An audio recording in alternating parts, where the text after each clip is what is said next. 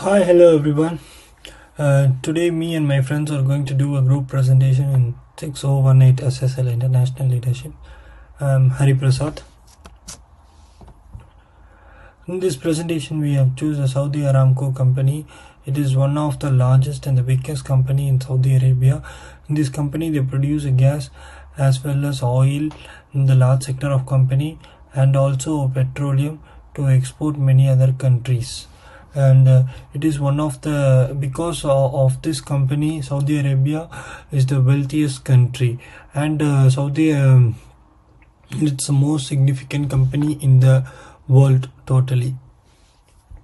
Table of content: introduction, background of the company and the CEO, ethical dilemma, theoretical and leadership style of CEO, conclusion and recommendation, reference lists. Introduction: this company is located in the Tehran, and the company's starting period was the year of 1933. In the year of 1933, they had they had a concession agreement was signed between California and Saudi Arabia. A subsidiary company of a California Standard Oil Company was created among the agreement. The work began right away within 2 years of within a short span of time, like in the year of 1935. The following year of an effort with a little to show for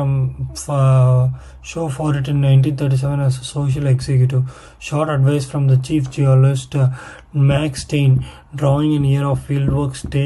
Stake told them to keep on drilling. So next point is Aramco oil field are situated in the eastern part of Saudi Arabia, and Saudi Arabia Aramco company is responsible for most of the nearby countries to produce oil and export petroleums. So in the recent year, Aramco has been newly due to its successful IPO in 2019, like initial public offering. Saudi Arabia Aramco company is owned by government and considered as one of the most valuable company in the world, as I told, because of its production in every three things like oil, petroleum, and gas. With this, they raised over 2 million from Saudi's government to use a diversity of an economy away from the oil. And then I'll pause. Then there are three more headings, like background of company and CEO, ethical dilemma, and the theoretical leadership styles. These are the three main parts in our presentation. Like background and CEO is how he had achieved so many success in life without nothing, from nowhere to everywhere. With the sincerity and dedication, Mr. Mr. Amin Nazar did it. And ethical dilemma is on an environmental basis. Theories using for Aramco success is sincerity and dedication. So I'll be passing on my slides to my friend Karthik. Hi, now I'm going to talk about background of a company and its CEO. Mr. Amin Nazar is the president and CEO of Aramco Group. Aramco Group, which it is a petroleum company. The beginning of Saudi Aramco can be, which tracked back to May 29 in the year of 1933, when the Saudi government granted Standard Oil of California a concessionary contract, allowing them to explore Saudi Arabia of oil. This concession was given to California Arabian Standard Oil & Co. and the Texas Oil Company bought at 50% of concession in 1936 after the business failed to find any oil. And Saudi Arabia Oil Company replaced Arabian American Oil Company as a company's name in the month of November 1988. And the Saudi Arabia government purchased a 25% stake in Aramco in the year of 1973, expanded that stakes to 60% in 1974, and completed the acquisition of full Aramco in the year 1980. Now I'm going to talk about the theories of Amin H. Nazar. First, his trait theory is he has a trusted personality that he can cultivate over many years, and he understands what drivers every employee has, and he has great diagnostic abilities due to the experience. I'm going to talk about now his behavior or style theory. This theory, he has born into a poor working class family, and he made conscious conscious effort to learn and develop right behavior, and his leadership style brings a good results to giving trust for the people.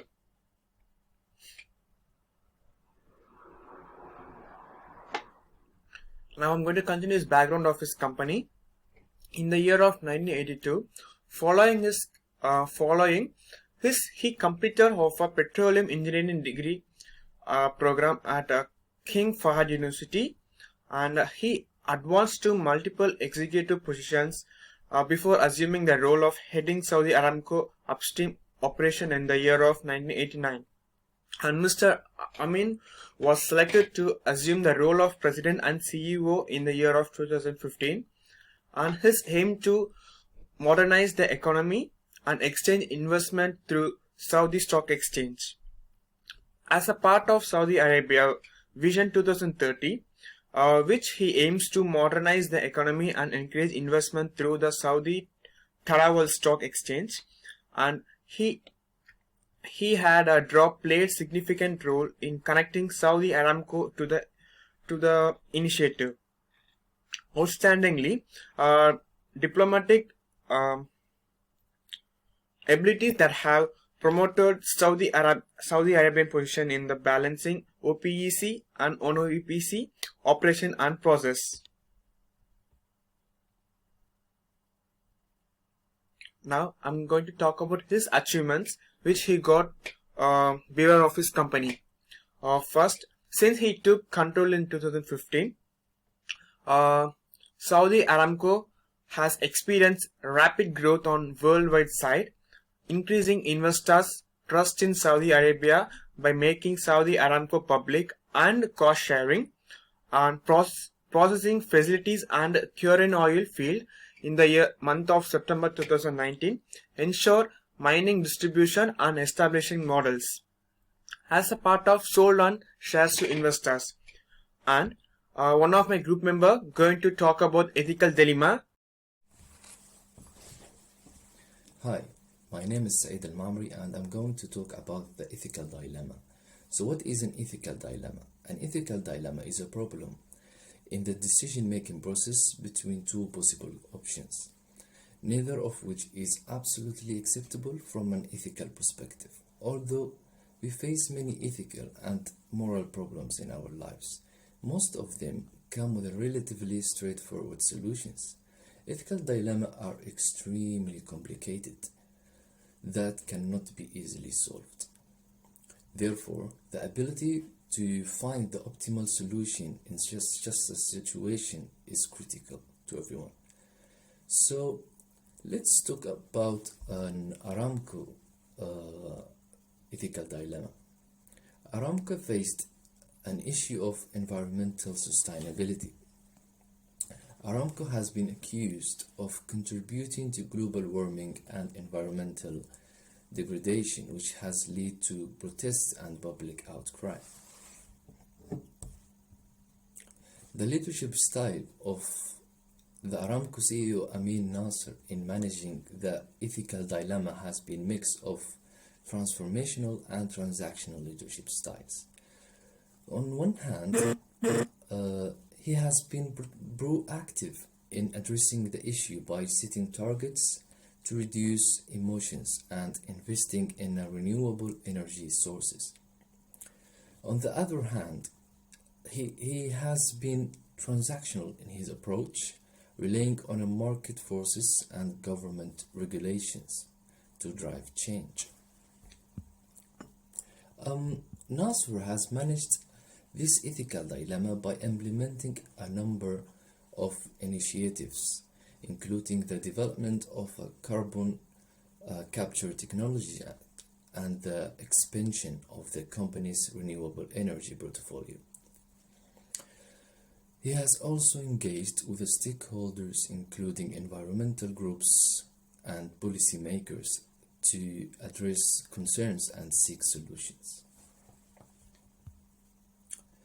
The impact on the organization has been mixed. There is a good impact and bad impact. The good impact is Aramco has made progress in reducing its emissions and investing in the renewable energy. The bad impact is that the company has also faced reputational damage and increased audit from regulators and the public.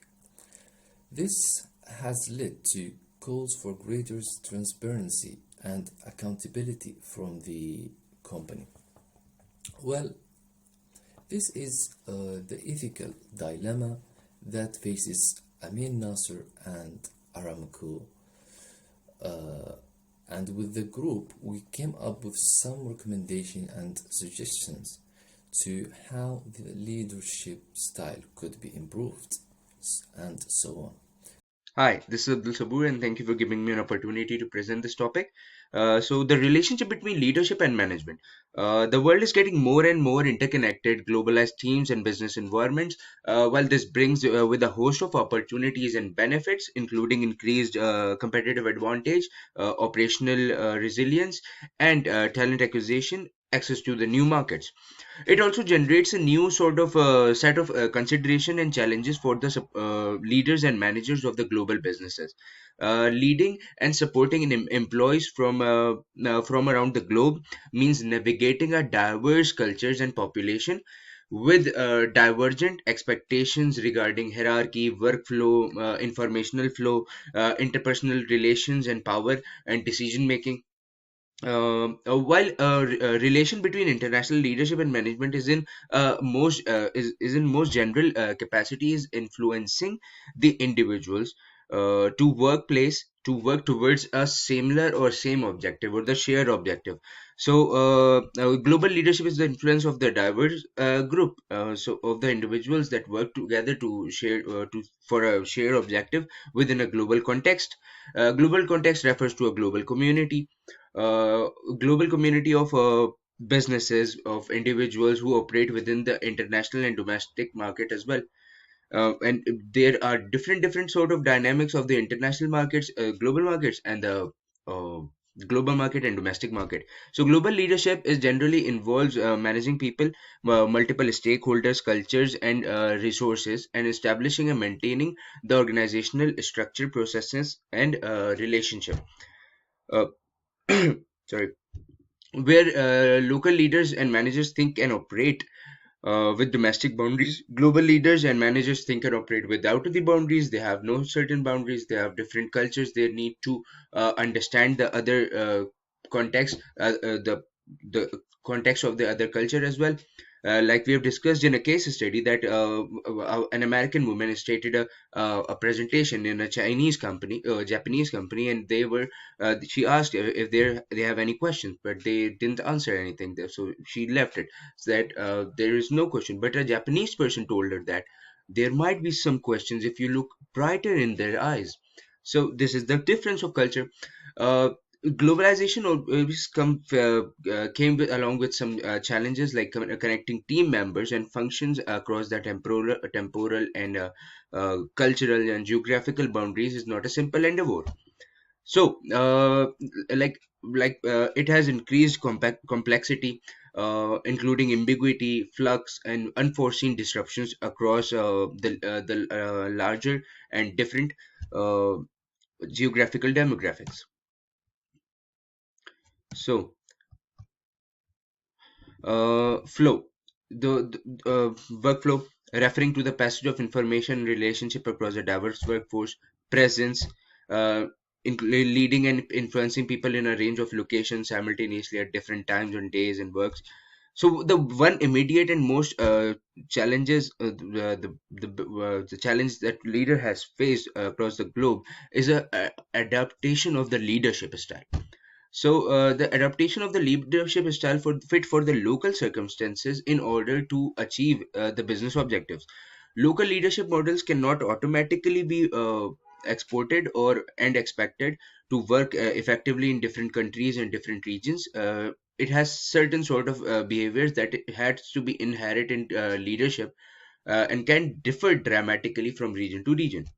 They have seen many advances in global leadership, where we have seen that the most often are handling culture and adopting leadership behaviors, developing shared goals and implementing shared work in the workplaces, managing the team, managing tensions between global and local processes and approaches, communicating across the barriers. This is the most I think important one, because communication gap is has become the biggest hurdle for achieving a goal for different regions of people. So understanding and managing external forces and political grounds as well. So the thing is that the what leadership skills are required to manage the global team, and what impact it had. While global leaders are tasked with many of the same responsibilities and activities like other leaders do have, they must have process another different layer of management skill on to achieve the best outcomes for the business of their teams. Shifting strategies, business processes, and personal management styles, uh, key task for all the leaders, are all made complex by the nature of operating different environments with different employees of diverse background, and whose backgrounds and motivations will be greater in number if treated correctly. So sort of the basic and the most often and most general sort of leadership skills and styles that are need to have a global leader, that are seeing the differences. Cultural awareness, that is the most important, because cultural awareness always creates the gap. If we work with the Chinese people, they are some sort of introvert, and they we need to build up a little bit connection with them. So if we need to crack a deal with them, if we need to do business with them, seeing the differences, seeing the cultural difference, cultural awareness, questioning personal assumptions and actions, while closing the gap and preserving balance, establishing context and establishing solutions as well. While in this situation, Aramco's leaders adaptive skills, like managing is inquisitiveness, global mindset, flexibility, character, resilience.